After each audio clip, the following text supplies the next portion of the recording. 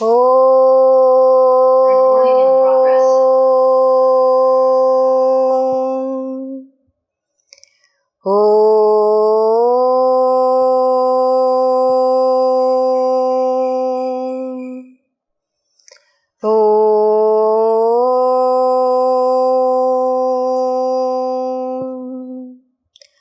Om Sahana Vavatu Sahana Bhunaktu Sahaviryam Karavavahai Tejasvanavadhitamastu ma vidvishavahai. Om Shanti Shanti Shanti. Samasta Jana Kalyane Niratam Karunamayam Namami Chinmayam Devam Sadgurum Brahma Vidvaram.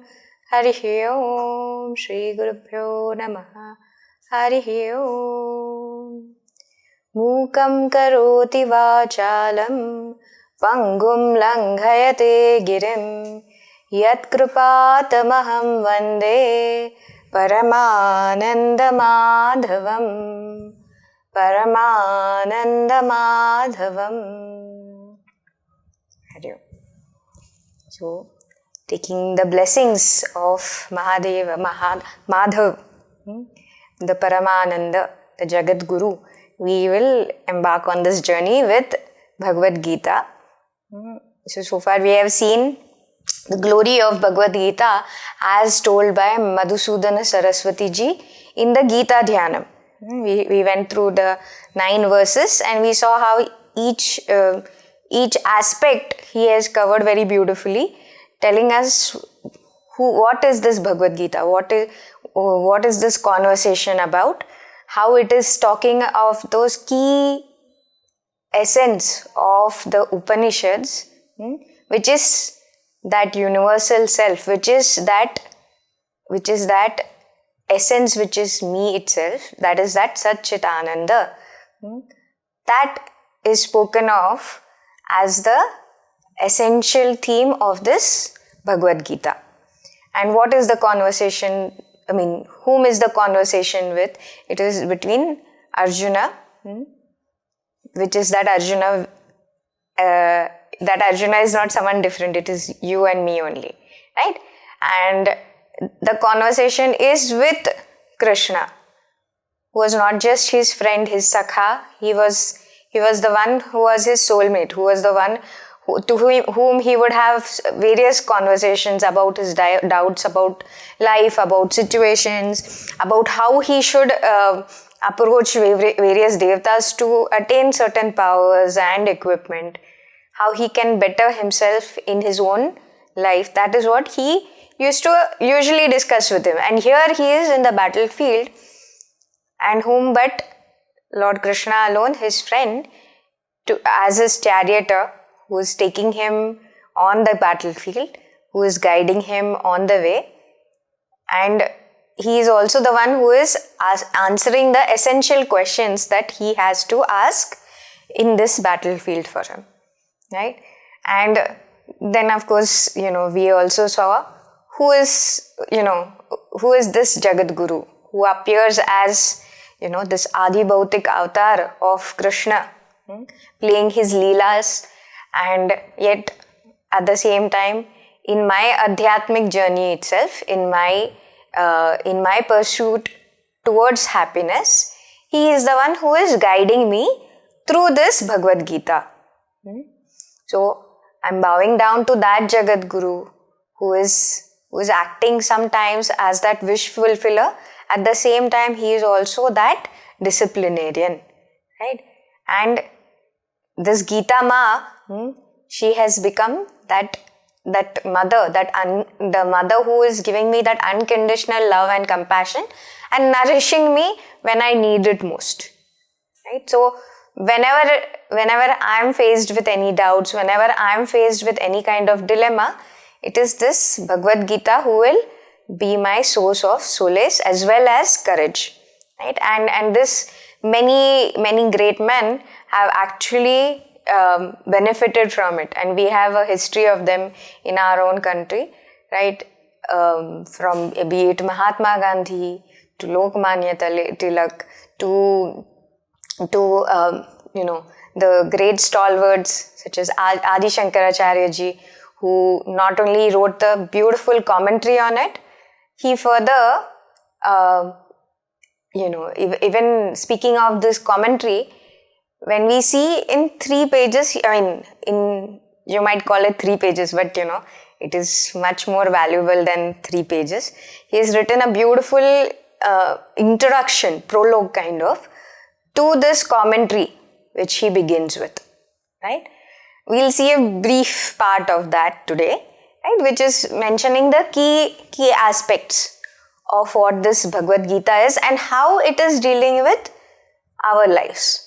It is not something which is distant from us. It is not something that, which is far removed and we need not at all go except for, or that it is meant only for some kind of people who are devotees, etc. No, that's a very false notion. This Bhagavad Gita is meant for all, and we'll see why that is, right? So he begins, by asking this question that I think most of us would ask: who is God? Who is Bhagavan? Right? So when we see this Bhagavan, one is that, you will say that actually we don't really see Bhagavan, right? We don't see God. So what do we see? We see the world. And then when we see this world and we inquire into it, then we say that, okay, if there is this world, how did it come about? How did it come about? And then there are so many theories to it, where some will say that it was the Big Bang theory. Some will say that there was some kind of evolution that led to what it is now, etc., etc. Right? But by trying to answer this why, we are really not reaching the cause of it. Right? So in Vedanta, we really don't go into the why of this cause. Right? It is addressed only briefly, because this why is not going to be answered in one perfect way. One is that. And two is that it will keep putting us in a loop.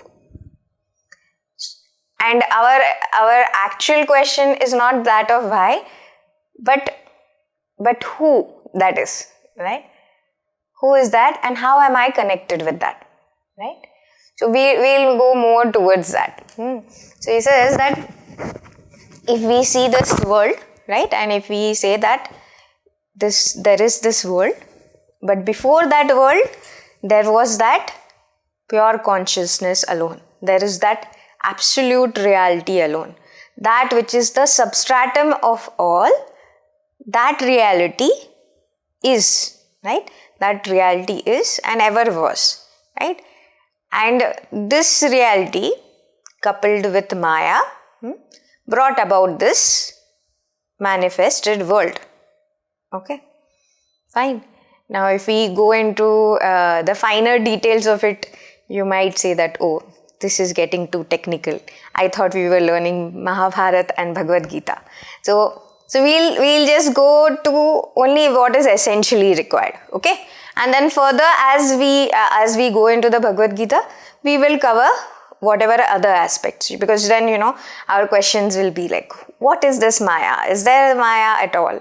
And how did it couple with this absolute reality or the pure consciousness? So coming back to what we were saying, that who is this Bhagavan? So if we are in agreement that this Bhagavan is that pure consciousness, and this pure consciousness with its Maya Upadhi, okay, Maya Upadhi, conditioning of Maya, okay, we might say that Maya is a particular power, okay, or you will call it Maya, we call it Prakriti, we call it Avidya at one level, right? So right now let's stick to calling it Maya. So this Maya coupled with absolute reality, right, is what gives rise to this world of plurality.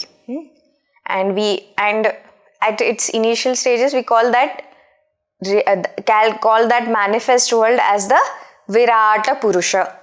Okay, this Virata Purusha, Virata is that which is, that which is huge, which cannot be scaled.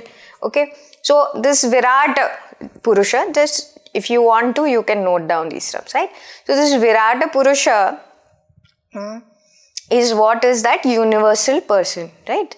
Which is described in the Vedas, like in Purusha Sukta or any of the other Upanishads. So it might be defined or it might be told in various terms, but what we are calling as that totality, which is that manifest world, we call it as Virata Purusha. Okay. So then when we say that it manifested as this Virata Purusha, it is not limited to those which are animated beings. Okay. Those that move around. Those that seem to have life.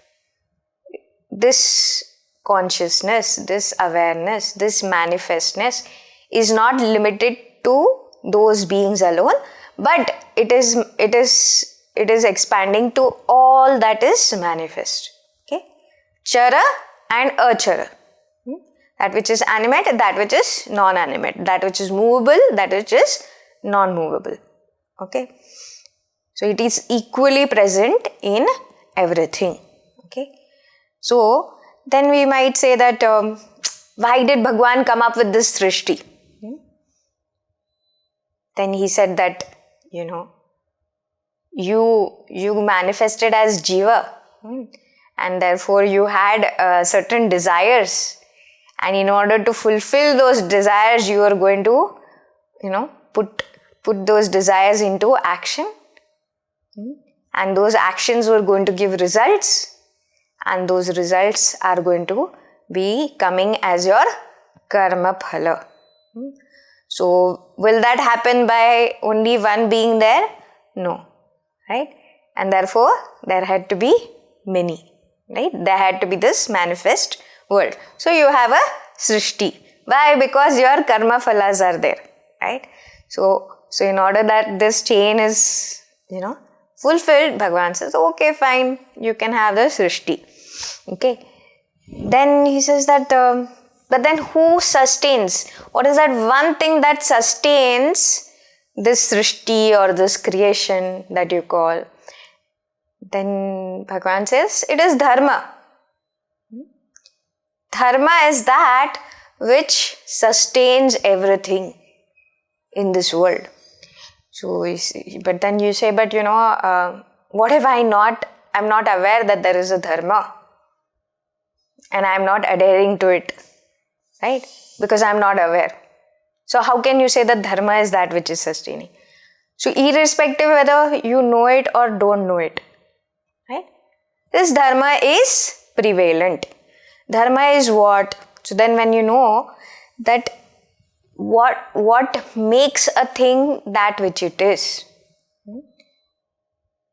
independent of everything else, that is Dharma. That is its Dharma. That which is essentially inherently present in a thing and makes that thing, that is Dharma. So that is like when we are looking at an individual object. Like say, suppose if you ask, what is the Dharma of sugar? Then you will say, that which is, its sweetness is its Dharma. What is the Dharma of water? To flow. Okay, right? So what about salt? Right? To be salty. Right? So each object has inherent to it that Dharma which is unique to it. Okay? So therefore that is sustaining that object. That we are talking at object level. Now when we are saying at totality level, how would you then define this Dharma? So then we'd say that it is Jagataha Sthiti Hetu Bhutam. Jagataha Sthiti Hetu Bhutam. That is that definition of dharma. So what is that? That which becomes the cause for stability and integrity in the world is dharma. This is what Shankaracharya ji has said, okay? So that which becomes a cause of the stability and integrity of this world is dharma. And even if the humans are not following their dharma, nature or srishti or prakriti is always following dharma. And we will, if we try and observe the world without our interference, we will see how at all times it is at play. This is there, the basic fact that the sun rises every day. The moon has a particular cycle of phases. Who is setting it? There is no one needed to, set it or reset it. We might change clocks, but Bhagavan doesn't need, or nature doesn't need that. That by itself is happening. So that is what is that? Jagataha sthiti hetu bhutam. That is what is dharma. So other ways is also, the Guruji or, even Puja Gurudev. Puja Gurudev also says that, what are the eternal values present and prevalent. Those are what inherently makes this dharma. So how you might say that, whatever is passed on, that which is also mentioned now, you will see in Bhagavad Gita also, the unique set of values which are the Daivi Sampad, or those values which are negativities that manifest within us, right? Those are also prevalent and they are mentioned also, right? So have they changed over time? No, they have been the same. They have been prevalent over and over and over again. So that is something which we cannot remove from us, right? So then one more other definition he says is Abhyudaya nishreyasa hetu is dharma. So Abhyudaya nishreyasa hetu is dharma. So what is this Abhyudaya? So basically, we all want prosperity in our life, right? And therefore we, even as we are fulfilling our duties, we also pray to God that may this whole, endeavor that we have started, may it happen successfully, and may there be prosperity. We have so many festivals also to, pay gratitude for that prosperity which has come in, etc. Right? So this Abhyudaya we all seek, right? So, but then how does it come about? So when the actions are fulfilled as per dharma, when the duties are performed as per dharma, what brings about the prosperity outside of us will eventually also lead to that nishreyasa moksha. So Abhyudaya is for my material prosperity. Now this Abhyudaya, when will it be true prosperity? When I have no agitations performing those duties, And when will that happen? When I do it in a righteous way, as per dharma. Okay. Then I will not have any qualms. Then I will accept the results also as they come. Right?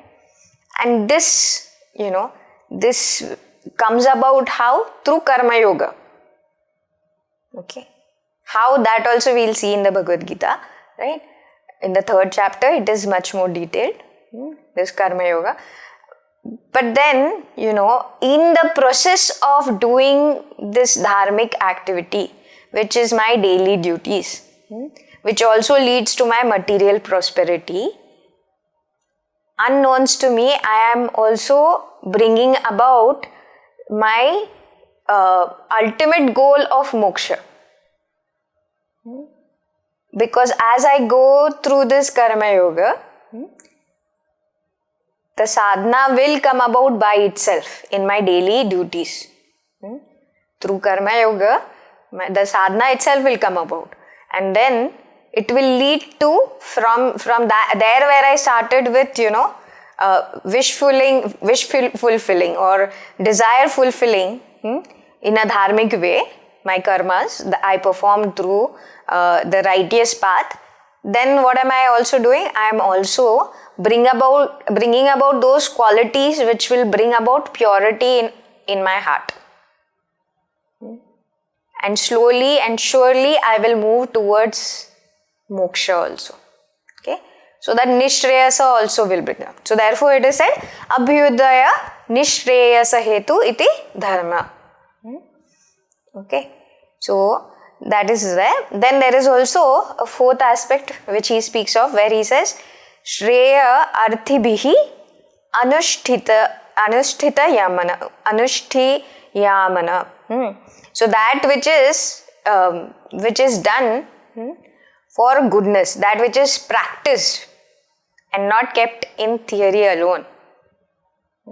It is not that, when a certain, because sometimes our idea of dharma is also in terms of, some kind of ritual that I have to do, etc. Then I feel that at that time only I will refer to the Vedas or, call someone to perform those rituals and sit through it. And then that which comes about, that is dharma, is what sometimes we feel. Like, when once a year we'll do, say, some shraddha karma, and then we say that, we'll do some dana, etc. and all that. Then I'm doing a dharmic karya. This is also a notion that we might have, right? But what he's saying here, and probably, he has thought it out very clearly, Shankaracharya ji, and therefore he is saying here that karma which, I have done out of Shreya. Shreya arthibhihi, the one who is wanting that goodness to come about in their life. Not just pleasure related activities, but that which is going to lead to goodness in my life. To gain that goodness or to gain that punya karma, I am performing those activities. That is dharma. So when we say that, what does that mean? Basically what he is trying to tell us is that which is not just limited to books, but that which we implement in our lives, that is dharma. So for that one, I have to know that, for the overall goodness, right? One is I have to know that it is that Jagata Hetu Sthiti Karan. So that is what is that? That, it is that which brings about stability and integrity in the community, right? So for that to happen, what has to be done? I have to know the eternal values of life, which is mentioned in point 2. Right? Then third is what? That, I have to follow it such that in my daily duties, I will adhere to it, I will pay the taxes, I will do whatever is the right process to, reach that pinnacle of success. So then that prosperity will also come. Right? So for all this, what is essential? I should practice that dharma. It should not be something that is limited to someone doing it, not me. Someone will do it, right? But that somebody should be me. So that practice is required, is essential. Only then will I benefit from it, and it will also benefit others to practice it. Then only that stability and integrity will come about in our role. In our not just our community, but also at our country level or the world level even, right? So that is what he's saying, right? So we started with who is Bhagavan? What is this, what is this manifestation of the world? How did it come then? What is it that is sustaining it? So sustaining factor, we saw that dharma is that sustaining factor of this creation. Then he says that, Fine. Then if that Bhagavan or that Ishvara is that, that which is unseen, nirguna, nirakara, etc., then why did he decide to take avatar? Why is it that, this God manifested as certain form, came down in a human form as Rama, came down as Krishna over here. So then he says that one, why did Srishti come? Because, there was karma phala required. Because, the jiva has to sustain himself. So therefore, right? And then that is for sustaining jiva. But what about, to sustain this world, how is it going to happen? Through dharma. So when we are saying that there is dharma, there is adharma also. And when there is adharma, and this adharma slowly is on the rise,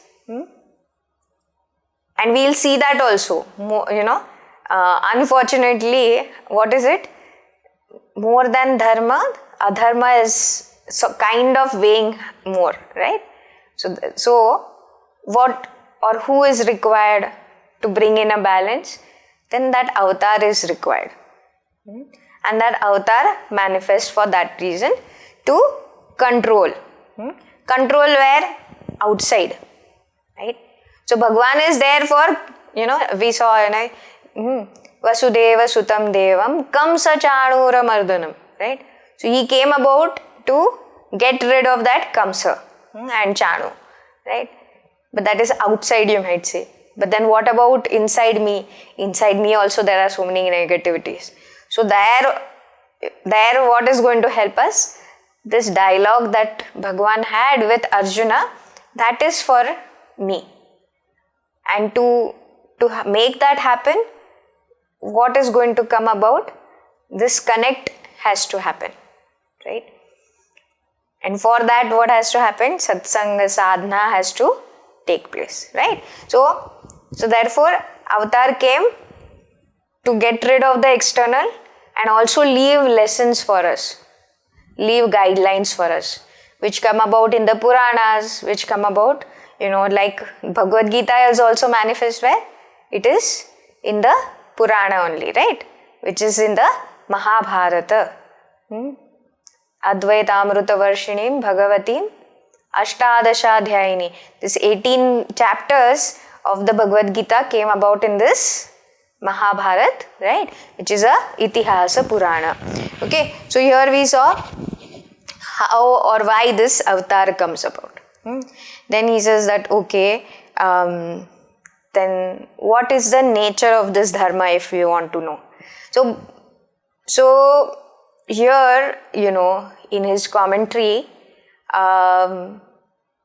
Adi Sankara ji, and we see the depth of his thinking through it actually.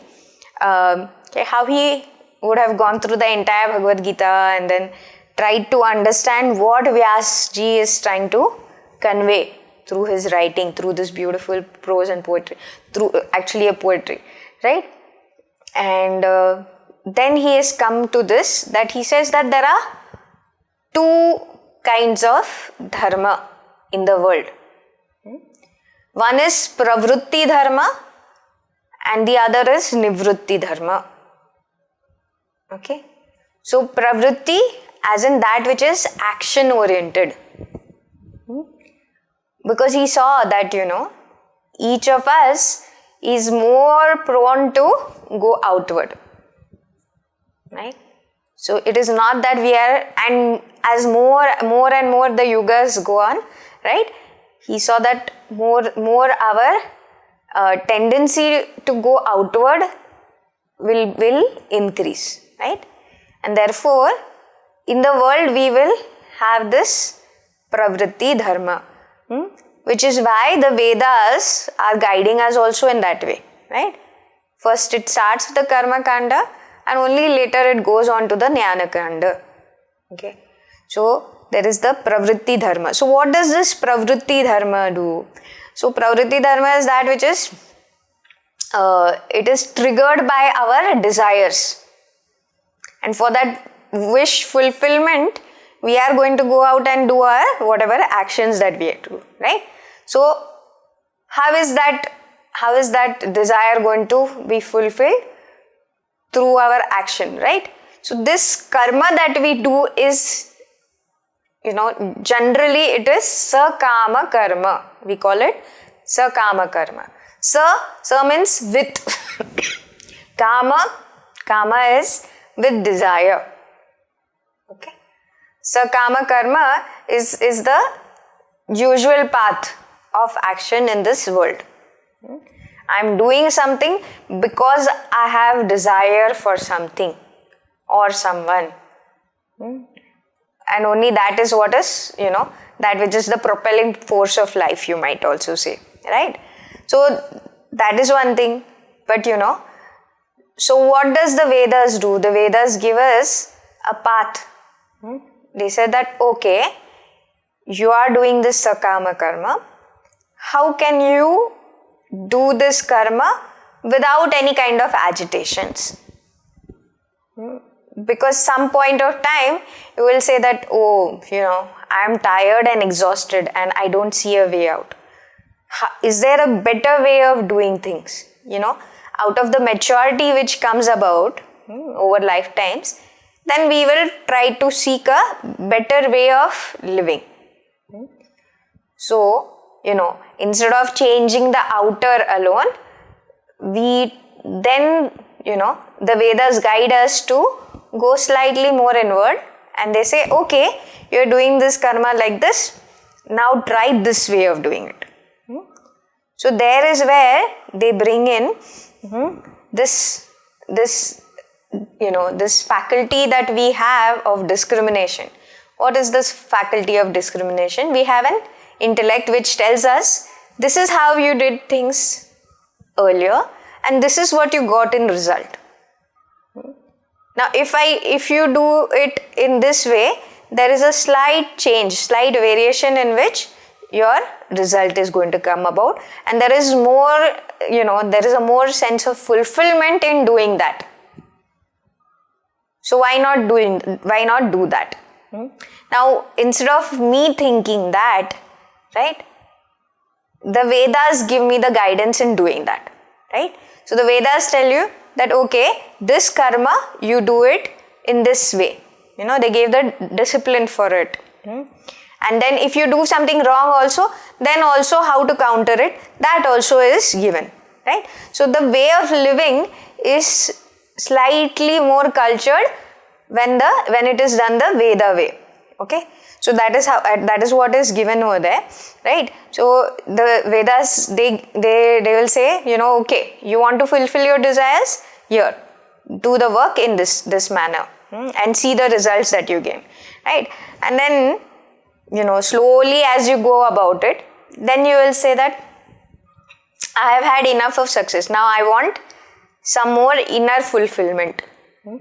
The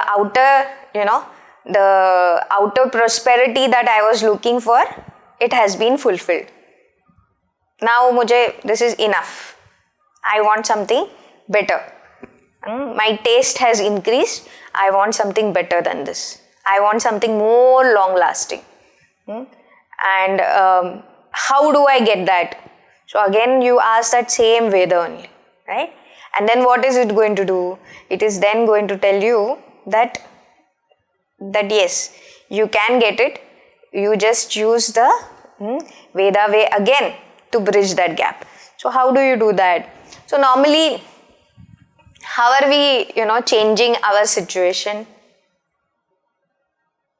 We are changing the situation, or rather we are changing the outcome as per the situation or as per the circumstances. Like in Hindi or Sanskrit also we'll call it as paristhiti.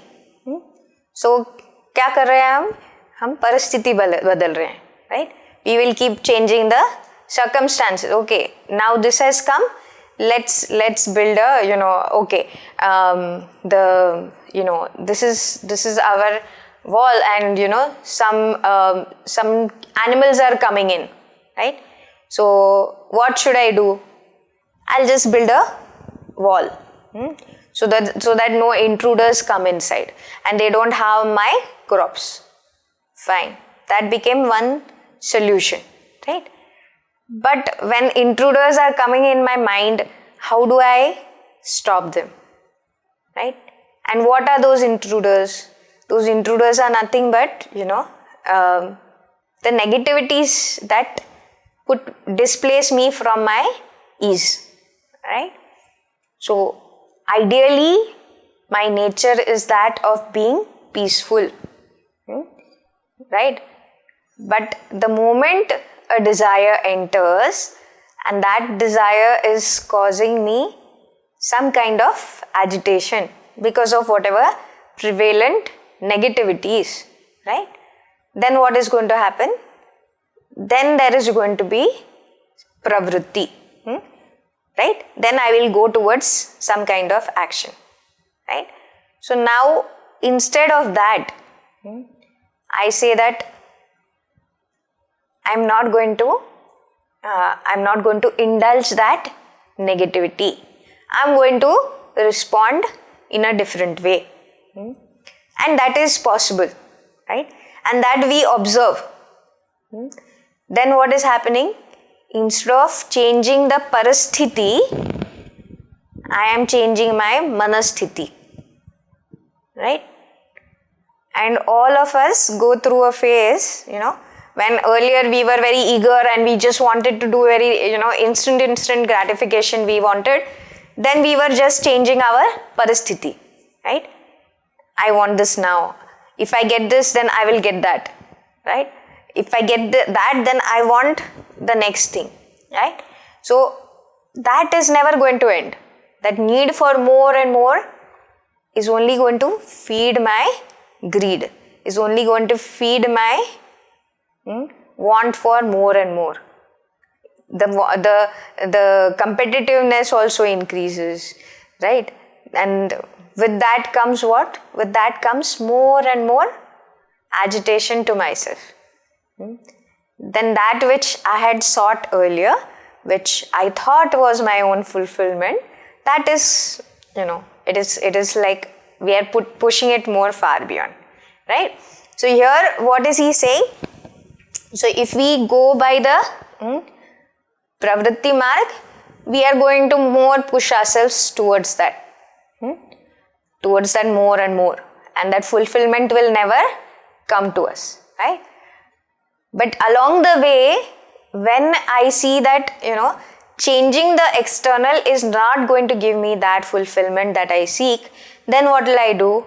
I will go towards changes within, right?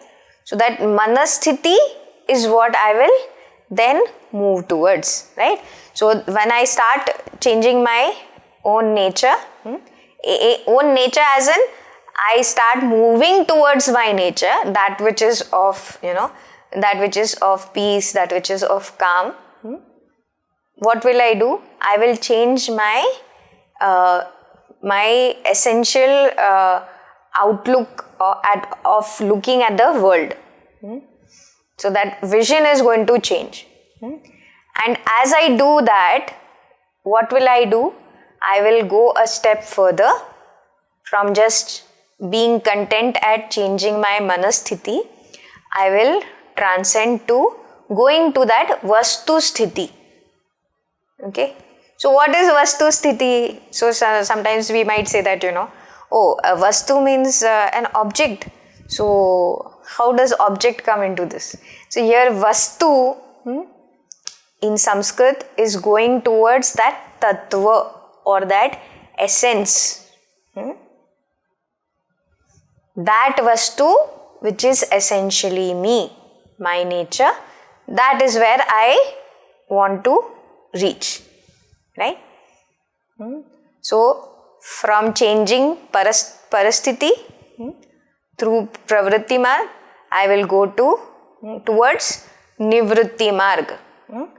What is nivritti marg? Nivritti marg is that which is going to take me to my vastu sthiti, which is that Satchit Ananda. Okay, so that is this journey. And who is going to help me with that journey is this Bhagavad Gita. Okay. So, how is that? Then you will say, how will that happen? Because, I'm going from action towards, a balanced action, one might say, and then towards that which is no action. Okay. So, won't I lose out in the world? So, here we have to see that normally, why is this problem, what is the problem essentially? The problem essentially is that we do not know our own nature. Okay? And we all, before also in Gita Dhyana we saw that what is the universal truth which Bhagavad Gita is explaining, elaborating from the Upanishads, right? Is that we are unaware of our own nature, that essential non-dual bliss, that is our nature, and because we are not aware of it, what are we doing? Because of that avidya, that ignorance, we are going towards our desires and the fulfillment of those desires, because we think that these desires are going to give us that happiness that we are essentially missing. Okay? It is only in the absence of something that we go towards seeking that. Fine? So it is me feeling that I am incomplete that makes me go towards the world, right? To get a sense of fulfillment, completeness, purnatva, be it through relationships, be it through, acquiring success, be it through acquiring objects, right? So everything that I do for what? For that happiness, right? So here, what is it? So this whole cycle keeps continuing. There is avidya, right? Ignorance, which is leading to desire, kama, which is leading to karma, right? And of course, karma is there, then therefore there is going to be result also, right? And that result is further going to trap me in the vasanas, which is nothing leading to that avidya only. So this cycle is going on, continuing. But somewhere in my journey, when I start questioning, when I start observing and I say that there has to be a way out of this, then I go towards, changing the way I operate in the world, changing my contact with the world towards that right contact, such that then I try and understand who is the one whom I actually want to connect with, right? Who is the one who is running this? And in that effort, what comes about? This from pravritti to nivritti comes about. Okay. So basically, this was the gist of, what Adi Sankara ji says. Our journey is from starting from kama, going to, starting from sakama karma, going towards nishkama karma, and then going towards that moksha itself. And in various ways, through the Bhagavad Gita, through each chapter, we will see each part of all these covered, right? And the method is also given, So too, why, even when we are telling about pravritti, various sadhanas are also spoken of, including, how should I go about doing the works that I do? What are these gunas? How do they affect me in my work, in my day-to-day life? How does the food I eat, how does it affect me? So all these kind of questions that we might have, they are answered throughout each chapter of Bhagavad Gita. So now this Bhagavad Gita, when we look at it, right, It is spoken of in the Bhishma Parva. In the 23rd chapter, in the Bhishma Parva, it comes about, right? And it is the dialogue between Sanjay and Dhritarashtra. To begin with, right? The first verse is Dhritarashtra asking that question. After that, we don't really hear Dhritarashtra's voice actually, right? And actually speaking, it comes about on the 10th day, after the war has actually started. Now, where did this war take place? These are just, some trivia. So, where did this war take place? In Kurukshetra, right? And Kurukshetra, present day, is already also present. And I don't know how many of you have gone. It's a beautiful place, very close to Haryana only, right? Any of you? And there is a beautiful smaraka also there. For Gita Ma, there is also the place, there is one Bhishma Mandir over there, where also it is said that there Bhishma lay on the bed of arrows, right? There is also the tree which marks, the place where Bhagavan gave the Upadesh to Arjuna, right? It is said that it was under that tree. So it is a beautiful, pious place. And it is also said that, when in older days, when these wars were fought, and they were fought for righteous reasons. So those warriors who went ahead also, right, for this battle, they would go with the thought that, I might not return. They were prepared for that, right? So the place of war would also be chosen in that way. That bhumi itself should be very pavan. It should be auspicious, because that is where that warrior is going to go towards his final journey. So such was the tradition also. So and that also was very dharmic only. Right. So here in Kurukshetra, the war was fought, right? And just to have a brief about the Mahabharata, I'm sure most of you know the stories also. So the Kuru clan was very prosperous, and the eldest among the Kurus was, of course, Bhishma Pitama.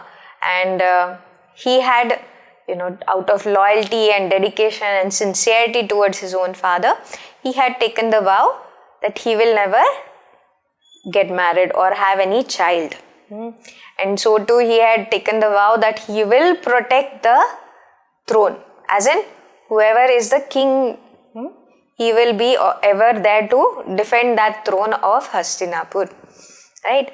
And yes, and then he had the three brothers, that is Dhritarashtra, Pandu, as well as Vidura, right? So here, Dhritarashtra, being blind, he cannot be the king, right?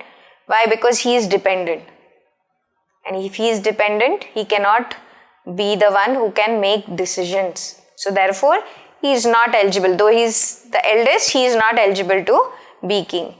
When it came to Pandu, he was able and capable, and he was also well trained by Bhishmacharya ji, right? And then so he said, okay, so he was made the king, and he did well also, and there was much prosperity in the kingdom, and he had as his wife, he had Kunti and Madri, right? But here what happened was, he went for a hunt in the forest, and he was chasing the deer, and unfortunately for him, that deer was in the process of mating with its partner, and that exact moment his arrow hit him, right? His arrow hit that particular animal, that deer, and that deer cursed him. He said that, the moment you try to mate with your partner, at that very moment you will die, you will succumb, right? So now, that put a question on Pandu, and he decided that, he doesn't want such a life. He wanted to find a more meaningful kind of existence. So he gives up the throne and he goes to the forest along with his wives. And of course his wife was Kunti, and Kunti had this boon that she had got, right? That of begetting children from the devatas that she would invoke, right? And she decided to do the same, right? And she, because they could not mate with Pandu, right? Because of the curse, and therefore they exercised that particular boon, and she also passed that boon on to Madri. So she, Kunti got 3 sons, that is Yudhishthira, Bhima and Arjuna, and Madri got 2 sons. Who were they? That was Nakula and Sahadev, right? And yes, and later of course Pandu succumbed to his own temptation, and he died of it also, as was predicted by the curse given to him. And Kunti brought up the 5 sons in the forest with the help of the Rishi Munis, and they led a very humble kind of life, full of values. And then Bhishma and Dhritarashtra, they decided to bring them back to Hastinapur and give them the upbringing that was actually begetting of them. So they got the same teaching as the Kauravas, right? Kauravas, of course, are the 100 sons of Dhritarashtra. Dhritarashtra had married Gandhari. She was from Gandhar, and she, being very loyal to her husband, had taken the vow of never opening her blindfold. So when the moment she got married to him, she had put a blindfold for herself, and she had decided to be as blind as her husband.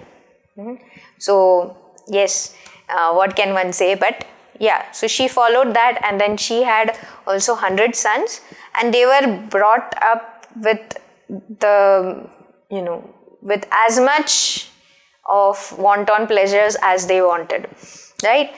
Because Dhritarashtra had a lot of attachment to his children, to his progeny, right? And because of this attachment alone, later the entire Kuru clan suffered. Though Dhritarashtra would never agree upon that, right? So now further what happened is that once they are being brought up, there were many calamities also that happened, right? Because as they were being brought up, one is Duryodhan wondered that why have they come from the forest here? Because early years they had to themselves the whole palace, etc. Whatever they wanted, they could do and they would receive. And here came, these 5 very humble looking children and these boys, and they became their competitors.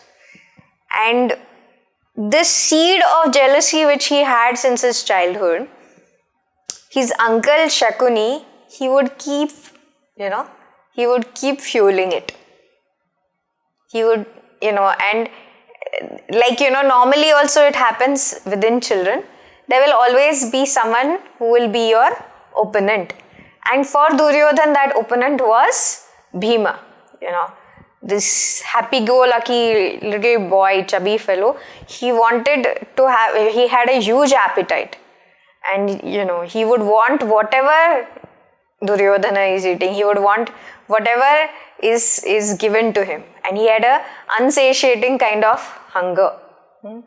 And taking advantage of that only, he was also given poison in his childhood, right? And that story you all can find out more about. But fortunately for him, he came out of that also, and in fact got a boon to be very immune to poison of the snakes, right? So, but this fueled more and more the kind of agitation of jealousy which was there within Duryodhana. And even at the, later on, as he grew up also, this kept being prevalent. Then they came up with the Lakh Palace, which was gifted to the Pandavas. And that was gifted to Pandavas for what? So that, that whole palace could be burnt and the Pandavas would be destroyed with that. That was Shakuni's plan.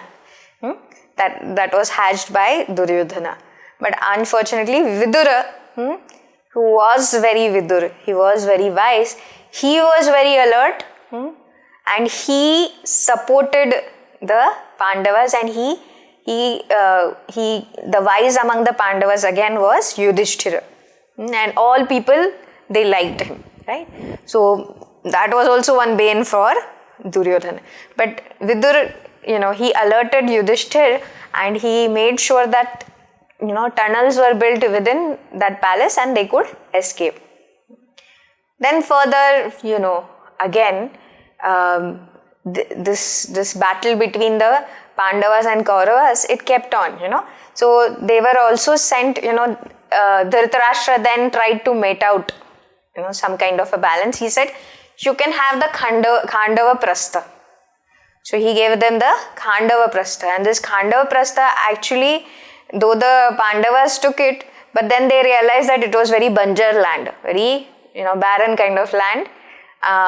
But with the help of Krishna, they could transform that place, and whatever was that which was trapping the beings over there, they could remove the spell of that from that place and make it a very beautiful place. And there was this Maya Raja over there, right? And he, with his Mayavi power, he had this power of, building illusions. They built one beautiful palace, right?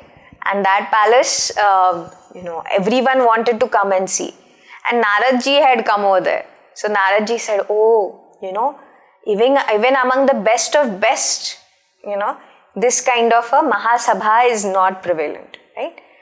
And when he was speaking, Yudhishthira came to know about this Rajasuya Yajna which is to be performed, right? And so he decided, why not do that?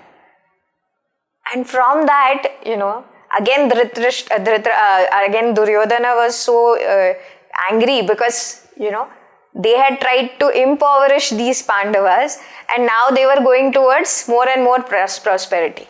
And in that dilemma only, when he was walking in that Mahasabha, suddenly what he saw was a pond. He, and he by mistake tried to step on it. Tried to see that as a pond, and he, tried to kind of see what was it. But it was not a pond, it was actually a floor that looked like pond. It was just shining, right? And then he looked around and he saw that, okay, maybe no one saw. And then again, when he came back, again he saw that same flooring. And he said, okay, now this time I'm not going to get, fooled by it. And he again goes towards that and he says, it's not a pond, so definitely I can step on it. And he steps on it and it is actually a pond and he goes in, right? And this time, some stories say that it was Draupadi who saw it and she laughs out loud. But it is said that in the actual Mahabharata, there is no incident, it is not Draupadi, but actually Bhima and his group of friends, they are the ones who laugh out loud. Of course, Bhima is totally, he finds it very hilarious that Duryodhana has fallen in, right? He fell for that prank. So now that hits him more and he says, no, now definitely not. And when they again, approach, Dhritarashtra says, even that whole part of land is destroyed, right? So further they are sent into, further the game of dice happens right? And when they lose that game of dice, again with the help of Shakuni, Duryodhan wins at that, right? And they face the most utter kind of humiliation. And then what happens is, right, they are sent for the 14-year term of exile. And for 12 years they have to be in hiding. They have to be in the Vanaprastha, they have to be in the forest. And then in the 12th year they have to be in hiding, such that they are not found out anywhere, right? And they take the guise of different people, and they, even Arjuna, he acts as a dancer, and so many other stories are there. Of course, we will not go into each one now, but what happens at the end is, then they are discovered, again they approach Duryodhana and they say, enough of this, we are not asking for more.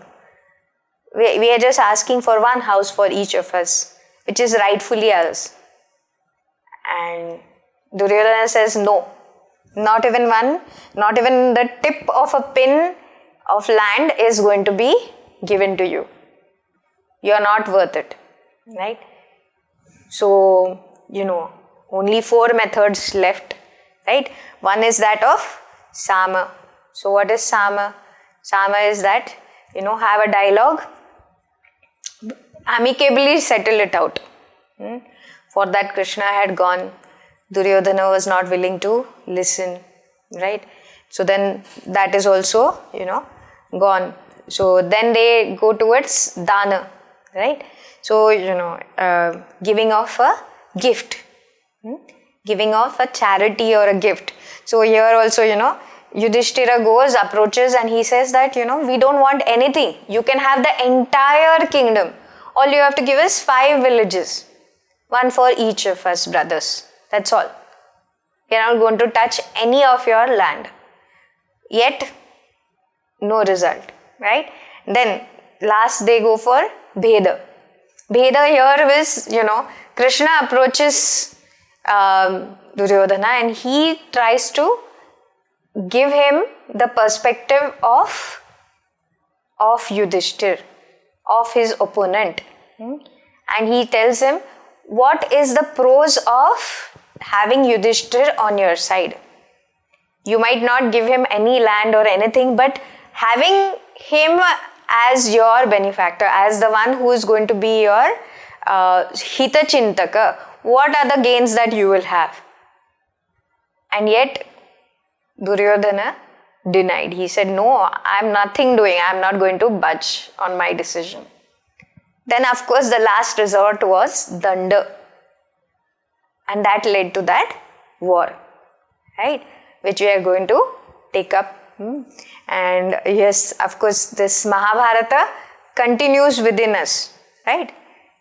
And all the time the Daivi Sampat seems to be less. That of the Pandavas, it seems to be less. Whereas the Kauravas, that is the Asura Sampat, seems to be weighing on a higher scale, right? The Pandavas had only 7 Akshonis, right? Whereas the Kauravas had 11 Akshonis, and many more other equipments and powers and warriors, etc. And yet, what is that that we have to have on our side is that Dharma. And who is that who is going to met out that Dharma? Is that Karma Phaladata, which is Bhagavan. So when we have him on our side and when we have besieged ourselves to him, then the outcome is never going to be out of our hands, because we have handed it over to Bhagavan himself. So he will take care of us, right? So that Kaivartaka Keshava is alone going to steer us clear of this Bhavasagar. So we'll continue in the next class. Okay, we'll stop here. Om Purnamada Purnamidam Purnat Purnamudachyate Purnasya Purnamadaya Purnameva Vashishyate. Om Shanti Shanti Shanti. Harihi Om Shri Gurubhyo Namaha. Harihi Om.